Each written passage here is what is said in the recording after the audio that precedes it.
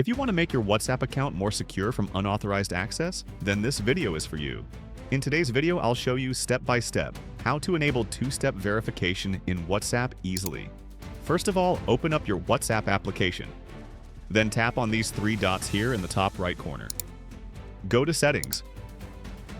This is my business profile on which I will enable two-factor authentication now. Press on Account. Then tap on Two-factor authentication. Press on Turn On. Now it will ask you to set a 6-digit PIN code, then it will ask you to retype the same code and your PIN will be set. The next step is to add our Gmail account in WhatsApp, in case we forgot our PIN, through which we will be able to access our account. So press Add Email, enter your email address here and press Next. Verifying.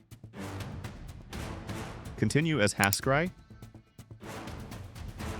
And finally, our email address is now linked with our WhatsApp business account. And also two-factor authentication has been enabled. That's it for today's video. If this helped you, make sure to like the video and subscribe for more quick tutorials.